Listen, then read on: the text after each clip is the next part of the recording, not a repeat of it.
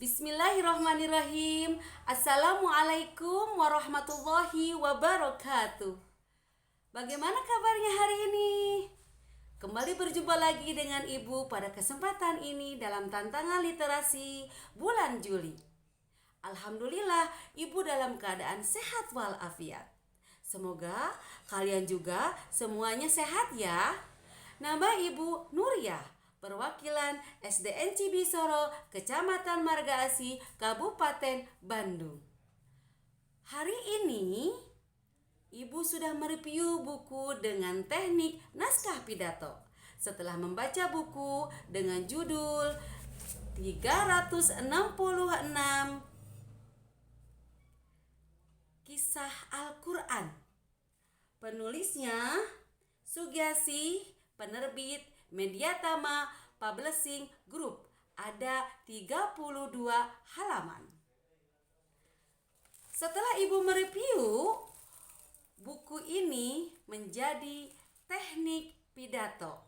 Maka jadilah dengan judul pidato 3 kisah para nabi di dalam Al-Quran.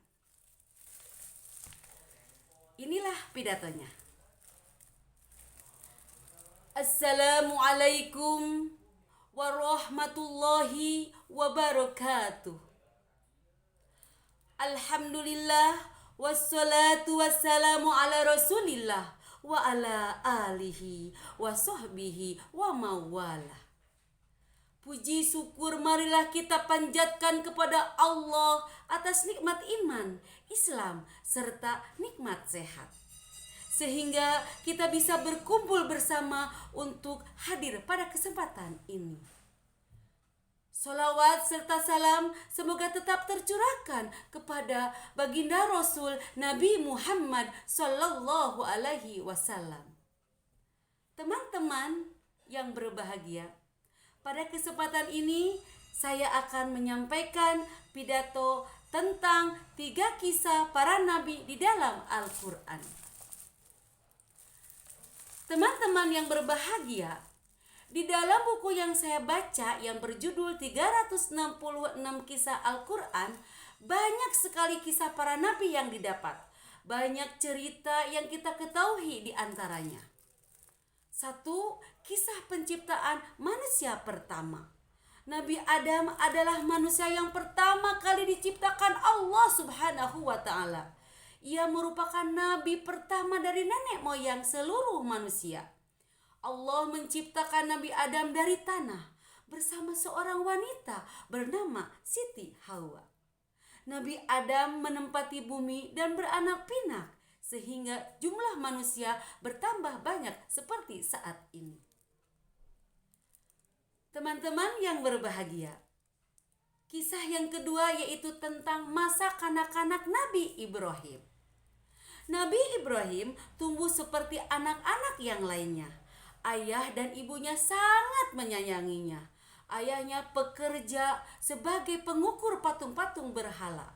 Sejak kecil, Nabi Ibrahim telah mengenal cara-cara pembuatan patung dari ayahnya. Meskipun demikian, tidak sedikit pun dia percaya dengan penyembahan yang dilakukan oleh masyarakat saat itu. Nabi Ibrahim tidak pernah sekalipun melakukan penyembahan berhala. Allah Subhanahu wa Ta'ala telah mengaruniakan iman dan tauhid kepada Nabi Ibrahim sejak masa kanak-kanak. Oleh karena itu, dia terpelihara dari perbuatan syirik terhadap Allah Subhanahu wa Ta'ala. Teman-teman yang berbahagia, kisah yang ketiga yaitu Nabi Idris di langit keempat. Nabi Idris adalah seseorang yang sangat rajin beribadah. Oleh karena itu, Allah sangat mengasihinya karena ketekunan ibadahnya pula. Nabi Idris menarik perhatian malaikat Ijrail. Malaikat Ijrail yaitu malaikat penyebut nyawa. Kemudian malaikat Ijrail berdoa kepada Allah untuk dapat ditemukan dengan Nabi Idris. Beberapa waktu kemudian, doa malaikat Ijrail pun dikabulkan oleh Allah Subhanahu wa Ta'ala. Malaikat Ijrail pun menemui Nabi Idris sebagai manusia. Setelah sekian lama, Nabi Idris mengetahui bahwa yang ditemui itu adalah seorang malaikat. Kemudian Nabi Idris meminta untuk dapat merasakan keadaan gaib seperti mati, neraka, surga. Dengan izin Allah Subhanahu wa taala, Nabi Idris dapat merasakan saat-saat sakaratul menjelang ajal hingga akhirnya meninggal dunia. Kemudian Nabi Idris dihidupkan kembali. Nabi Idris dibawa ke neraka. Ketika melihat neraka yang sangat mengerikan, Nabi Idris pingsan. Setelah sadar, Nabi Idris diajak untuk mengunjungi surga.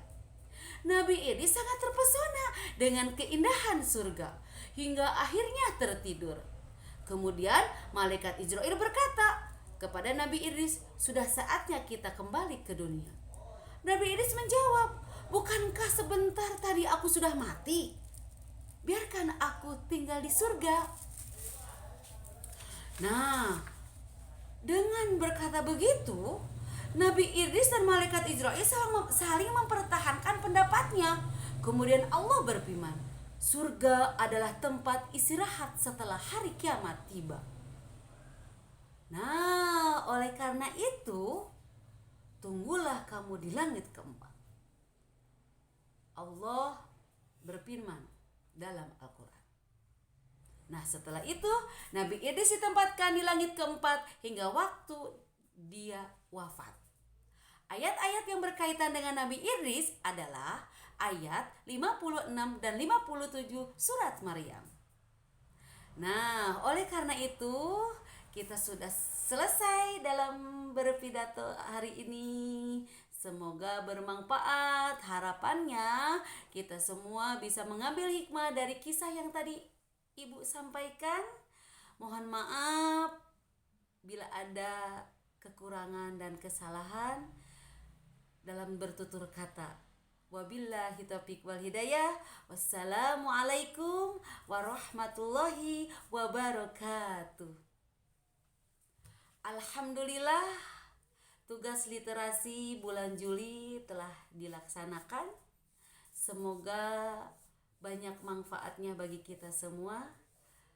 Bisa berjumpa kembali di bulan yang akan datang. Salam literasi, salam literasi. Semangat jaya.